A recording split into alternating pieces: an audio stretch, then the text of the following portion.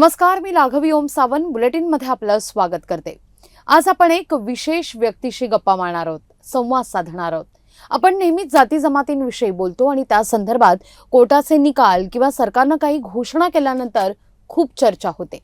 प्रत्यक्षात या जातींसाठी कोण काम करतं, ते कसं केलं जातं याविषयी आपल्याला फारच कमी माहिती असते, किंबहुना आपल्याला फारच कमी कळत असतं। म्हणूनच आजचा संवाद खूप महत्त्वाचा आहे आणि आपल्या सोबत आहेत याविषयी चर्चा करण्याकरता राष्ट्रीय अनुसूचित जाती आयोगाचे उपाध्यक्ष म्हणजेच vice chairman Shri Arun Haldar sir. स्वागत आहे तुमचं। नमस्कार। फेब्रुवारी 2021 पासून ते या पदावर आहेत। या माध्यमातून ते अनुसूचित जातींच्या समस्या सोडवण्याचं, त्यांना न्याय देण्याचं, तसंच अनुसूचित जातींसाठी विविध योजना राबवून त्यांचा विकास करण्याचं मोठं काम करतायत। श्री अरुण हलदार यांनी 1987 मध्ये राष्ट्रीय स्वयंसेवक संघाच्या माध्यमातून समाज कार्याला सुरुवात केली। त्यानंतर त्यांनी संघाच्या माध्यमातून सामाजिक कार्य हे वाहून घेतले। ते नुरी टेले श्री रामकृष्ण प्रायमरी शाळेचे संस्थापक आहेत। शिवाय मदर तला इंटरनॅशनल मूवमेंट फॉर सोशल वेलफेअरचे सचिव सुद्धा। तसंच Asian front for human right या संस्थेसाठी ते पश्चिम बंगालचे राज्य उपाध्यक्ष सुद्धा आहेत। याशिवाय अनेक संस्था, संघटना, सामाजिक कार्यात ते सातत्याने सक्रिय असतात। आज आपण त्यांच्याकडून जाणून घेणार आहोत त्यांच्या अनुसूचित जाती आयोगाच्या एकूणच सर्व कार्याविषयी। सर, बहुत बहुत स्वागत आपका इस कार्यक्रम में। धन्यवाद। भारत सरकार के राष्ट्रीय अनुसूचित जाति आयोग का मुख्य कार्य क्या होता है? हर कोई अनुसूचित जाति का जिक्र करता है, लेकिन आयोग का काम कैसे चलता है ये बहुत कम लोगों को पता है। एकदम बिल्कुल सही बात बोल रहे हैं। ये अनुसूचित जाति आयोग भारत सरकार महामहिम राष्ट्रपति एक गेजेट विज्ञप्ति के माध्यम से 3 साल के लिए नियोग करते हैं। इसके 5 सदस्यों का कमीशन बनता है।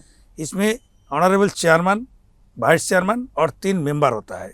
चेयरमैन इक्विवेलेंट भारत सरकार की कैबिनेट मिनिस्टर का दर्जा है। वाइस चेयरमैन भारत सरकार का राष्ट्र प्रतिमंत्री दर्जा है।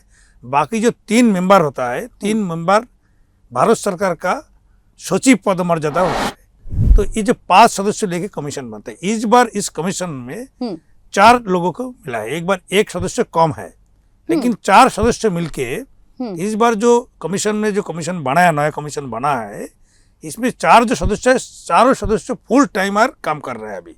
क्योंकि पिछली बार जितना कमीशन बना हुआ था उसमें कोई ना कोई एमपी नहीं तो एमएलए इस लोगों को बनाता है। एमपी एमएलए बनना तो क्या होता था, ये लोग अपना क्षेत्र में काम करने के लिए उनका दायित्व बनता है। लेकिन अभी जो लोग बने फुल टाइमर है, फुल टाइम कमीशन में रात दिन एक करके ये लोग काम कर रहे हैं। और इसी कमीशन में जब मेरे को दायित्व मिला है पश्चिम बंगाल से, ये पहली बार पश्चिम बंगाल के किसी को उपाध्यक्ष पद पर इस पर लेके आया है।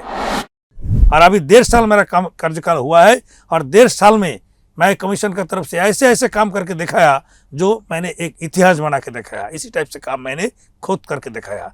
ये कमीशन एक गरीब अनुसूचित जाति लोगों के लिए बना है, जिसमें जो कमीशन में एक कोई भी देश में किसी भी प्रांतों का, बड़ा हो और छोटा हो, कोई भी प्रांत का किसी भी अनुसूचित जाति वर्गों का ऊपर, लोगों के ऊपर दूसरा किसी की जाति को, अपर कास्ट वाला से, कोई भी जाति से इनके ऊपर किसी की तरफ से अत्याचार और किसी भी टाइप का उनके ऊपर कोई बड़ा कुछ घटना घटे तो सिर्फ एक वाइट पेपर है। अच्छा। एक वाइट पेपर में बराबर करके कमीशन चेयरमैन बराबर करके एक कंप्लेन, सिर्फ कंप्लेन जे मेरे ऊपर जातिगत कारण आधार पर इस लोगों ने टॉर्चर किया है, नहीं तो मेरे को सर्विस सेक्टर में हैरेसमेंट किया है। तो करने के बाद कमीशन का पास ये पावर है, जिसका अगेंस्ट में कंप्लेन कर रहा है उसी डिपार्टमेंट का व उसी लोगों को कमीशन का तरफ से पहले नोटिस भेजता है।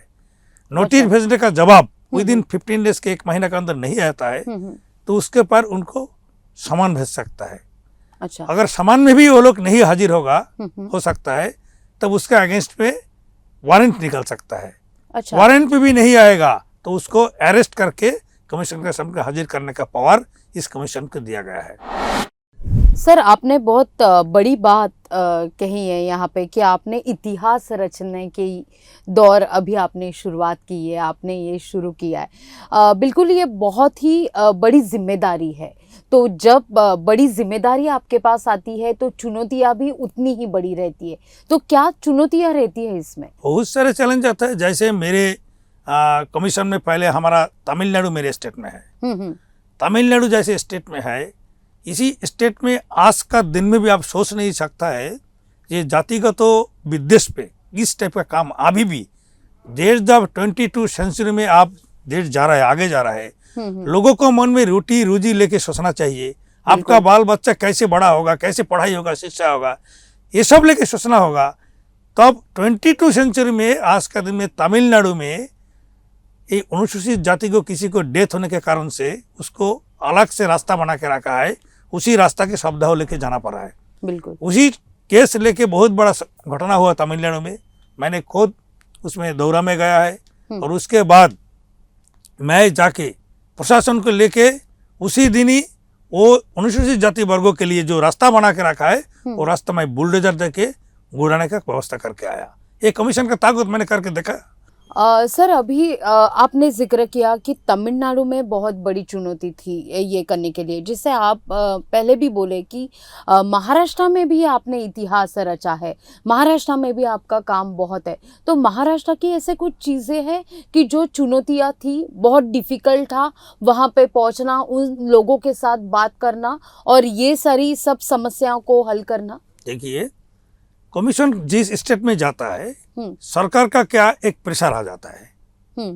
सरकार का काम सरकारी काम करना है, लेकिन कमीशन जब आ जाता है लोगों को, जो आधिकारिक लोग आए उन लोगों का मन डर, उन लोगों का मन शंका पैदा हो जाता है कि कमीशन क्या रिपोर्ट देगा, किस टाइप का भाव में लेगा।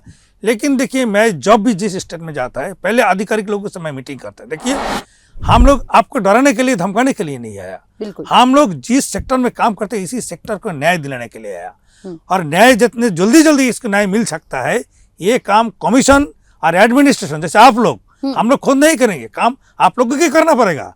लेकिन आप लोगों को करने के लिए क्या क्या करना है ये काम देखने के लिए मैंने आया। आप लोगों का सहयोग लेके ही हमको इस लोगों को, एक गरीब परिवार के ऊपर जो अन्याय हुआ, जो टॉर्चर हुआ, इसका जो संवैधानिक रूप से जिसको जो मुआवजा मिलना चाहिए, शास्ति पनिशमेंट का व्यवस्था है, ये सब कुछ आपको करना होगा।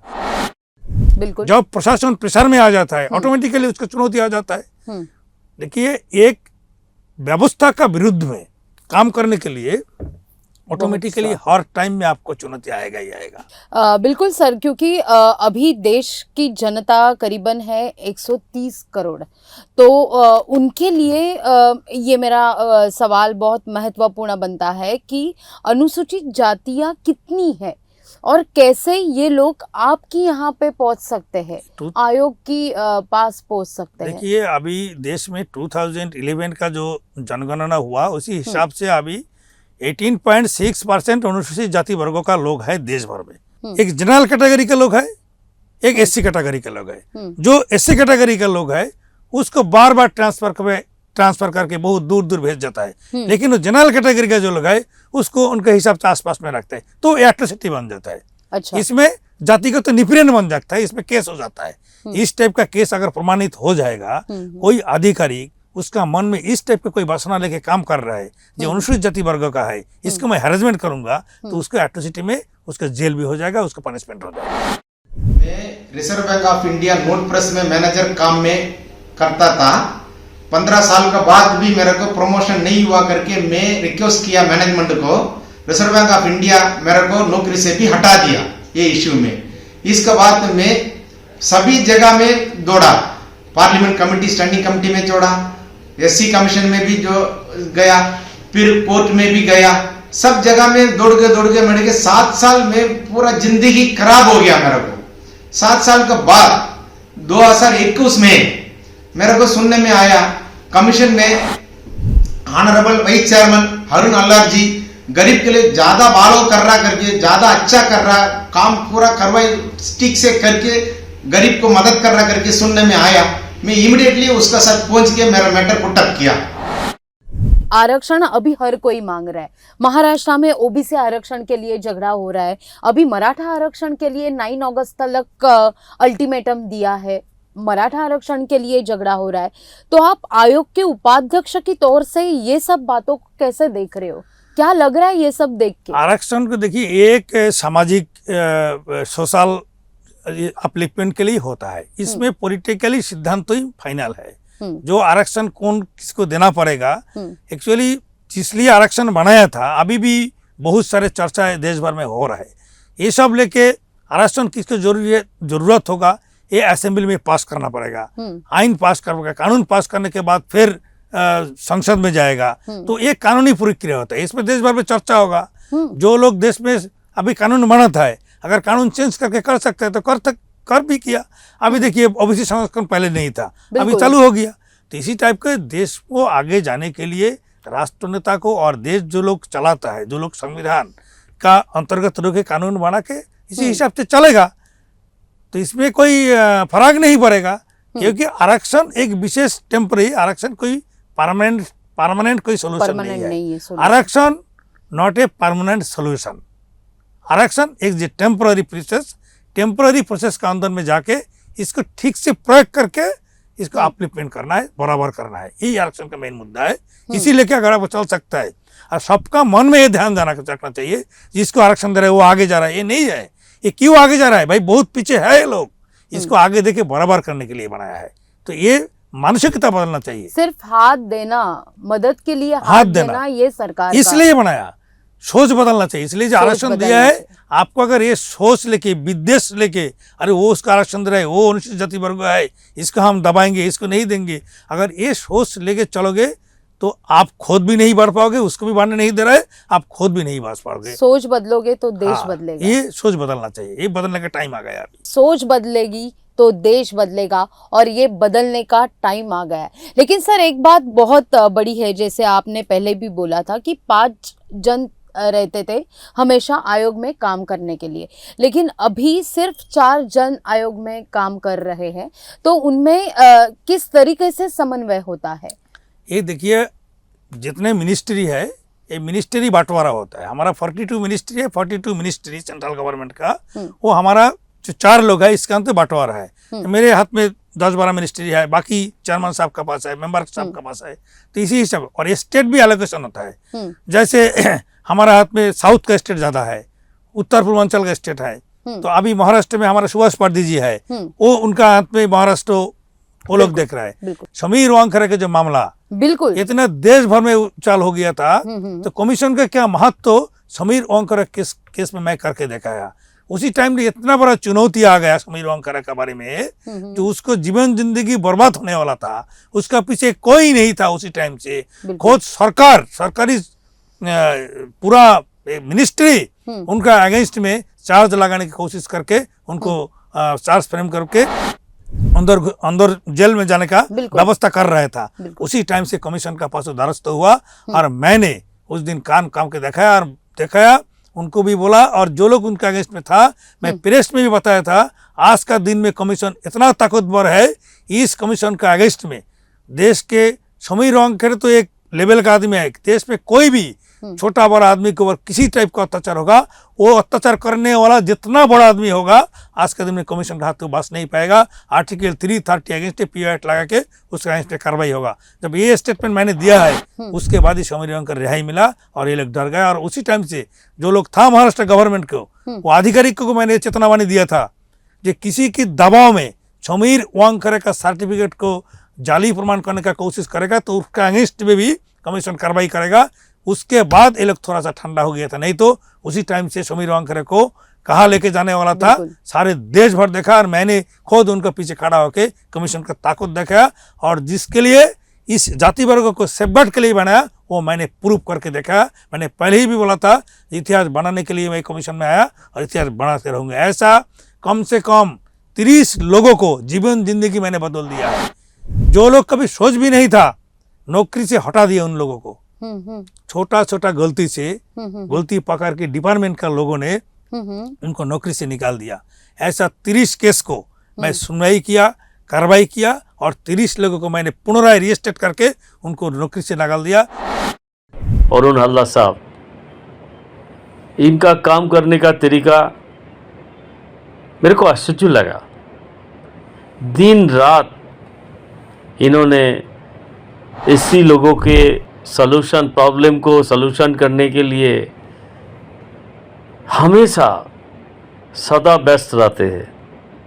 इवन जब कलकत्ता में भी आते हैं तभी यहाँ कमीशन में बैठ के इधर का जितना सारा काम, जितना सारा एससी एसटी का प्रॉब्लम, एससी लोगों का प्रॉब्लम सलूशन करने का कोशिश करता है।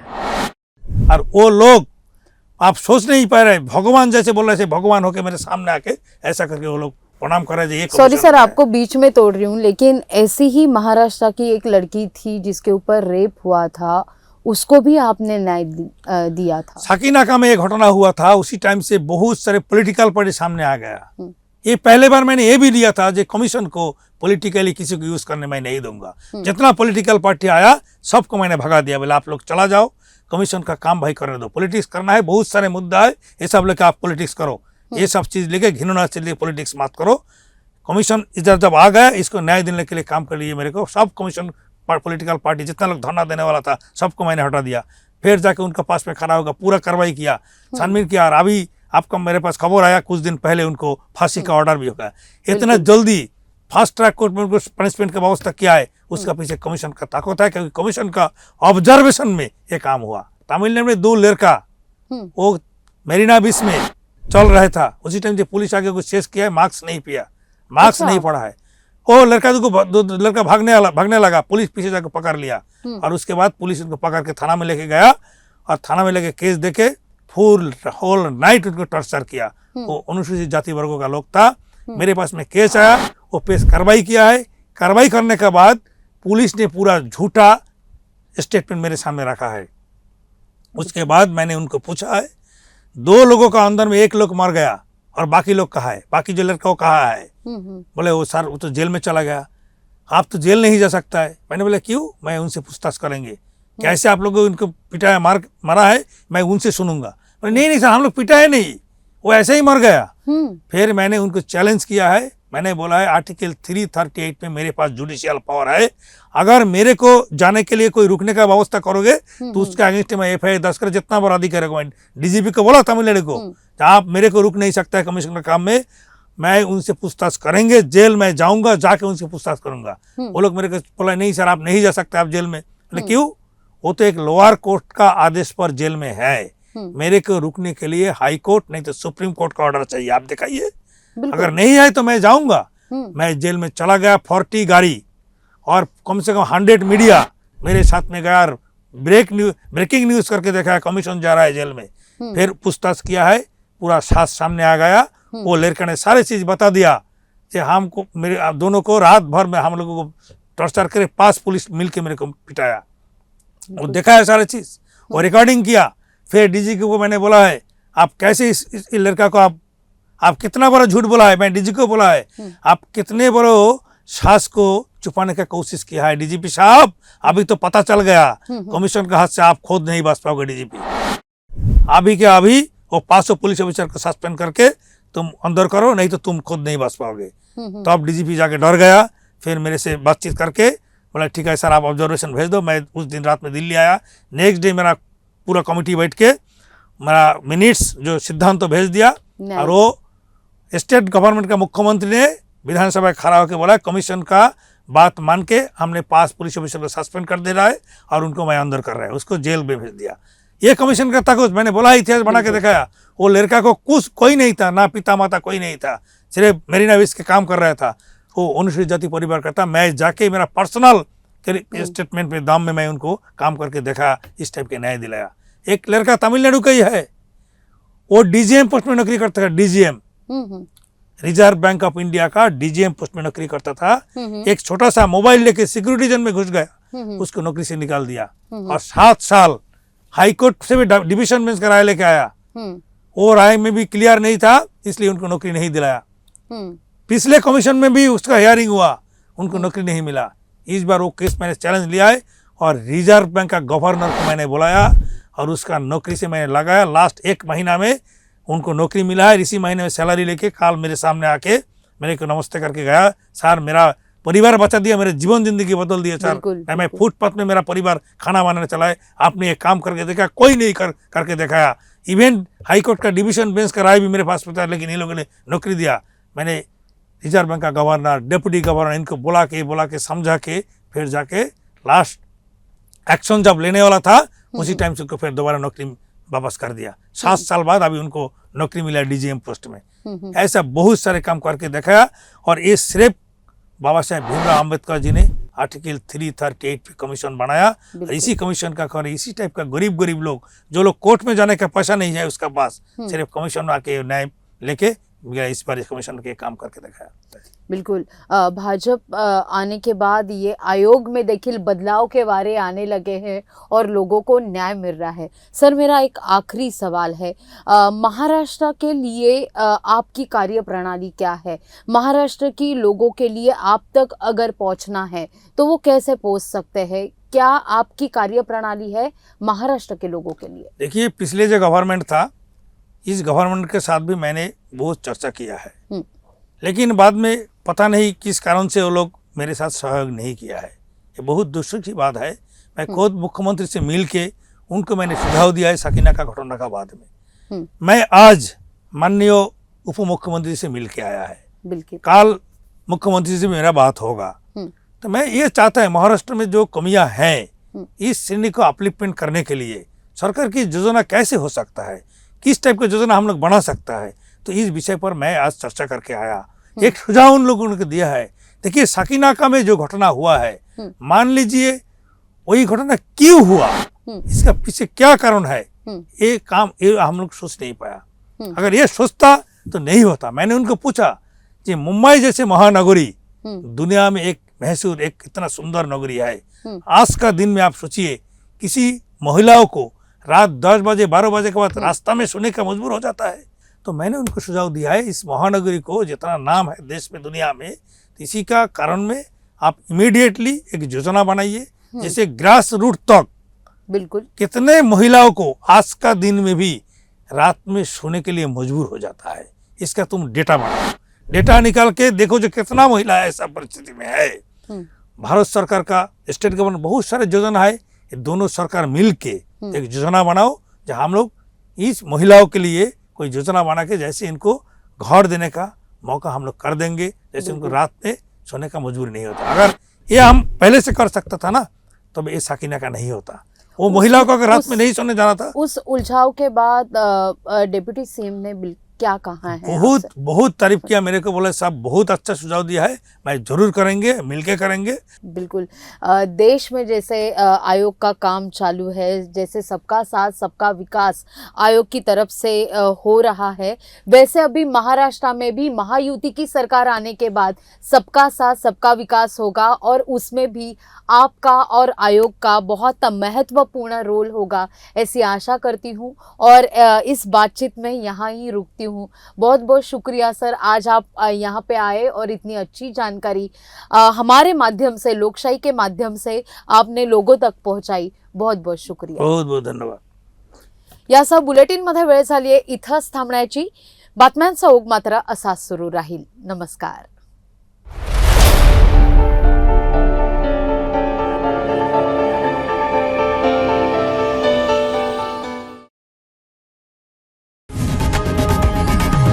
लोकशाही मराठी ऐका, पहा, जागरूक रहा।